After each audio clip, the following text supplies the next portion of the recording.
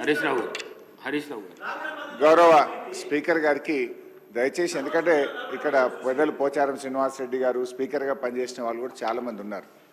Cabinet is a collective decision. నేను చాలా సంవత్సరాల నుంచి ఈ సభలో ఉన్న తప్ప మంత్రి లేచి ఇంకొక మంత్రిని ప్రశ్నలు అడిగేటువంటి సంస్కృతి ఉండదు. బికాజ్ క్యాబినెట్ అనేది ఒక కలెక్టివ్ డెసిషన్. మంత్రి అనేది ఒక పోర్ట్ఫోలియో చూసినా అన్ని శాఖలకు సమానమైనటువంటి బాధ్యతను మంత్రి కలిగి ఉంటాడు.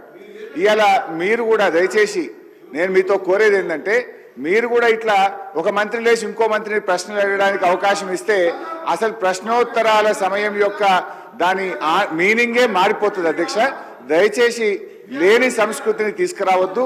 మంత్రి అనే వాళ్ళు క్యాబినెట్లో మాట్లాడుకోవచ్చు. Government is a collective decision. ఇట్లా మినిస్టర్లు లేచి అడిగే సంస్కృతి ఉండదు. నంబర్ 1.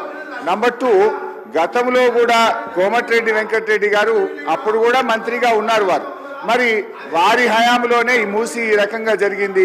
మీరు మంత్రిగా ఉన్నప్పుడు సరిగా చేసి ఉంటే ఈ పరిస్థితి ఎందుకు? కోమటిరెడ్డి వెంకటరెడ్డి హరీష్ రావు గారికి చెప్తున్నా, 21 సంవత్సరాలు అనుభవం ఉన్న హరీష్ రావు గారిని అడుగుతున్నా, మీకు ఎల్పీ లీడర్ లేడు, నువ్వు డిప్యూటీ లీడర్వా శాసనసభ్యునివా? క్వశ్చన్ అవర్లో నిన్న కూడా నువ్వు బైక్ తీసుకున్నావు, మా స్పీకర్ మంచోళ్ళు కాబట్టి నీకు బైక్ ఇచ్చాను. నీ ఏ హోదాలు అడుగుతున్నావు? నువ్వు ఏ హోదాలు నువ్వు మాట్లాడుతున్నావు? నువ్వు ఏ హోదాలా? గౌరవ్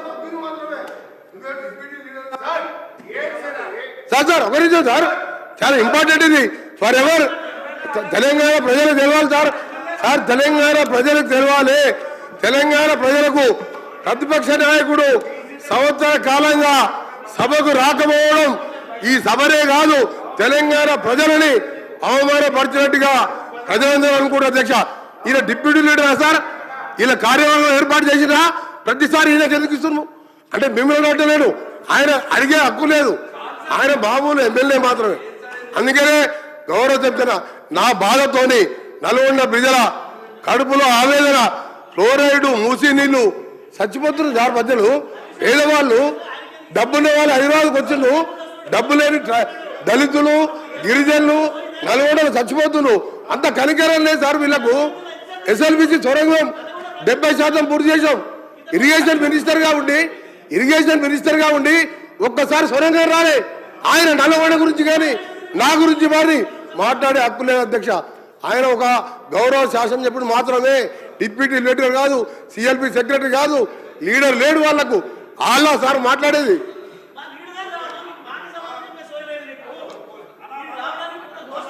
సార్, ఇప్పుడు ఈ రాష్ట్రాన్ని అతి ఎక్కువ కాలం పాలించింది కాంగ్రెస్ పార్టీ. ఇవాళ మూసీలో ఇవాళ నల్గొండ జిల్లా ప్రజలు ఏదైనా బాధపడుతున్నారంటే దానికి ప్రథమ ముద్దాయి కాంగ్రెస్ పార్టీయే. ఎందుకంటే ఈ రాష్ట్రాన్ని ఎక్కువ రోజులు పాలించిందే కాంగ్రెస్ పార్టీ. మీరేం చేసిందని మమ్మల్ని మాట్లాడుతున్నారు. ఎస్ఆర్ఎస్పి స్టేజ్ 2 పనులు పూర్తి చేసి కాళేశ్వరం జలాలను నల్లగొండ జిల్లా తుంగతుర్తి, సూర్యాపేట, కోదాడ ప్రజలకు అందించిన పార్టీ బీఆర్ఎస్ పార్టీ. అధ్యక్ష, అనవసరంగా ఒకరోజు చర్చ పెడదామంటే పెట్టండి. కాంగ్రెస్ పాలన ఏం చేసిందో మేమేం చేసాము. జరుగుతున్నది క్వశ్చన్ అవరు. క్వశ్చన్కు సూటిగా ప్రశ్నకు ఆన్సర్ జరిగితే 10 ప్రశ్నలు వచ్చేటువంటి అవకాశం ఉంటుంది. ప్రతిరోజు 3 ప్రశ్నలకు 4 ప్రశ్నలకే సభ పోతుంది కనుక దయచేసి మీరు ఒక్కొక్క ప్రశ్నను సూటిగా ప్రశ్న సమాధానం చెప్పేట్టు చూడండి. మంత్రులు లేసి రాజకీయ ప్రసంగాలు చేస్తే మేము ఇంటరప్ట్ చేయాల్సి వస్తుంది. దానికి అవకాశం ఇవ్వద్దని మిమ్మల్ని కోరుతున్నాం. గౌరవ సభ్యులు. Thank you sir. సార్, ఈ ప్రశ్నోత్తరాల సమయం చాలా కీలకమైంది, కానీ ఉద్దేశపూర్వకంగానే ఈ ప్రశ్నోత్తరాలని 1-2 ప్రశ్నలకే పరిమితం అయ్యే విధంగా